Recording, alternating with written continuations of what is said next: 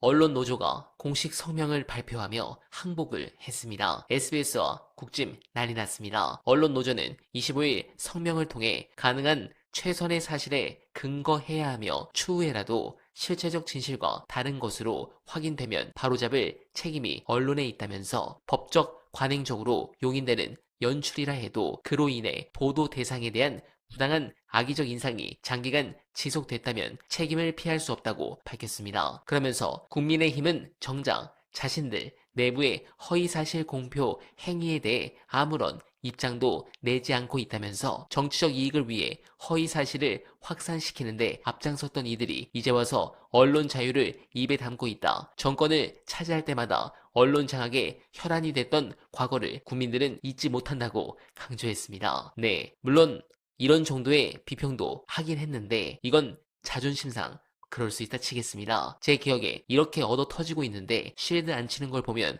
어제 돌았던 이찌라 씨가 맞는 것 같습니다. 역시 이들에겐 참교육이 필요한 상황입니다. 그리고 참교육이 필요한 인물이 하나 더 있습니다. 관련해 중요한 문서 끝까지 봐주시고 여러분들의 생각 댓글로 부탁드립니다. 일주일 동안 온갖 비평이 다 나왔는데 그중에 그런 게 있더라고요. 권력을 행사하면서 책임을 안 진다, 그렇게 누가 말을 하더라고. 저는 사실 권력을 행사한 적이 없어요. 권력이라는 거는 타인의 의사에 반해서까지도 나의 의지를 관철할 수 있는 힘, 그게 권력에 대한 고전적인 정의거든요.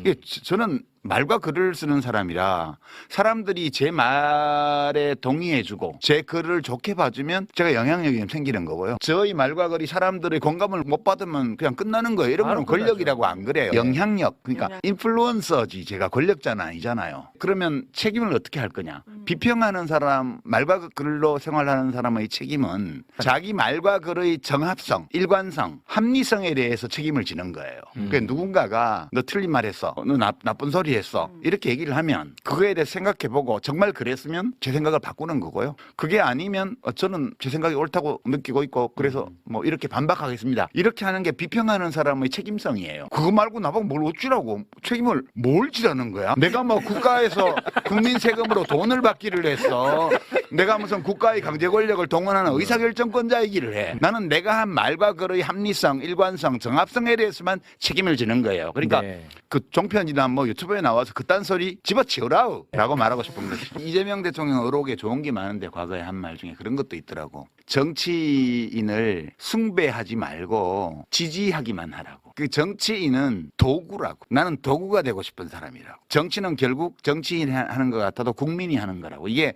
이재명 대통령의 지론이에요. 근데 지금 이제 친명 깃발을 들고 막 다니는 사람들은 가슴에 손 얹고 생각해 봐야 돼요. 자기가 하는 행위가 대통령 눈에 어떻게 보일지. 저는 노무현 대통령 때도 그런 걸 봤는데, 노무현 대통령이 그때 뭐 신문에 보면 오른팔 왼팔 막 가정교사 이런 사람들이 워낙 인터뷰 많이 하고 막 그러잖아요. 한 번은 저보고 그러시더라고요. 유 의원, 그때 국회에 있을 때 유 의원 그거 좀 아무 개시 나가서 내 왼팔이다 그런 얘기 좀 몽하게 해줄 수 없나? 그래서 제가 아니 그래도 그분이 캠프에 어려울 때 뭐 한 일도 있고 한 분인데 그걸 강제로 어떻게 못하게 하겠습니까? 뭐 이러고 말았는데 대통령 욕보이는 거예요. 그게 내가 이재명 대통령을 진짜 좋아하고 지지하면 대통령에 맞게 품격 있는 언행을 해야 돼요. 네, 공감합니다. 유시민 작가는 참 통찰의 깊이가 대단합니다. 그리고 그것을 대중에게 쉽게 풀어내는 재주도 뛰어납니다. 바둑 프로 기사들이 신진서 구단을 보며 이런 생각을 할까요? 아, 나는 절대 따라갈 수 없구나. 그래도 어나바는 더 발전하기 위해 늘 최선을 다할 것을